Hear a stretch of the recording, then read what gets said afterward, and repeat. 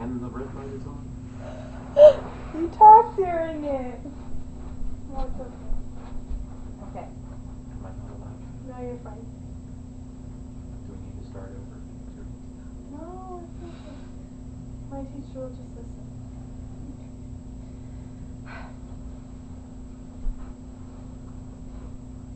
Okay. I'm sure that all of you have at least seen a horse. Maybe you might not have ridden a horse, but you may have seen somebody ride a horse.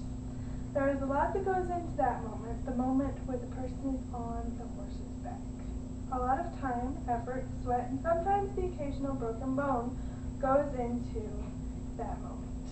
I'm going to explain the process that goes into training a horse, what goes into getting the horse to that place where not just a person, but any person can sit on that horse's back. After the horse is born, it's called a colt/filly. When it's born, there's approximately 7 different steps that goes into training the horse. First of all is the halter breaking. This usually takes place around the colt or the yearling age, which yearling is about a year old, the colt is approximately 3 months old probably. But it can be a little bit older if needed.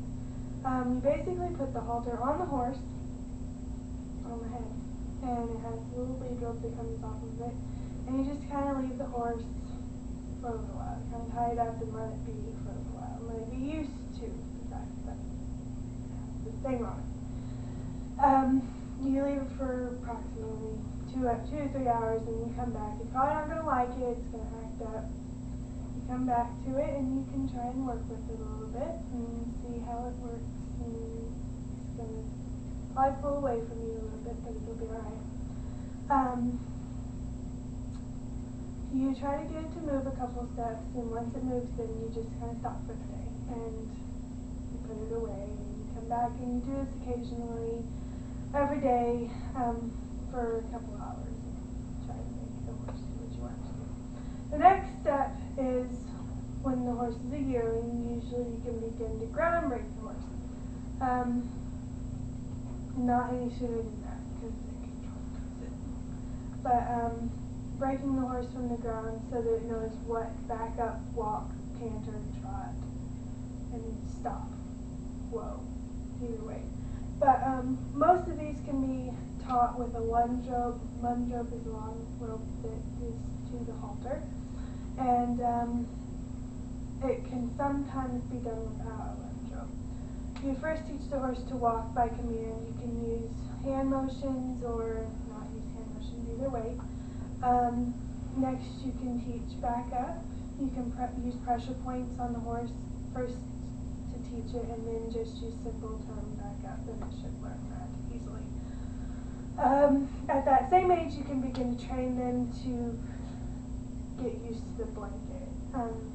Not just throw the saddle on immediately, or the horse will be crazy. But you get used to the blanket, and then the horse will know what the blanket is. After the horse knows all the commands and is used to the blanket,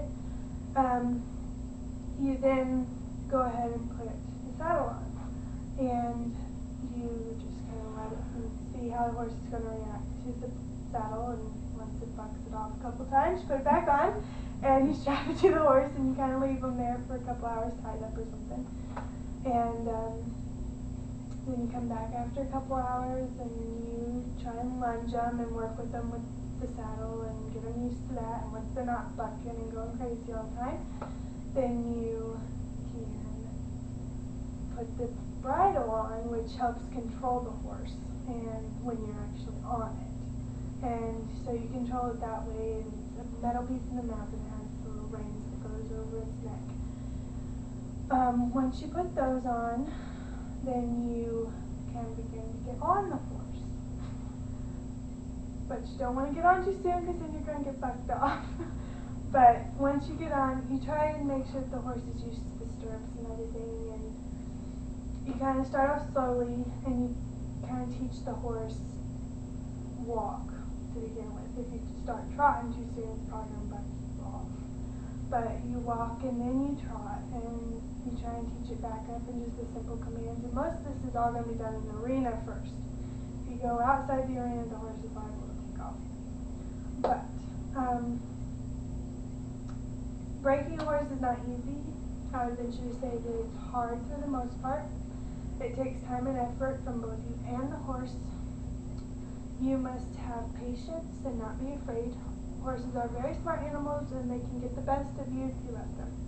But it can be so much fun if you have the time to learn how to accomplish such a thing as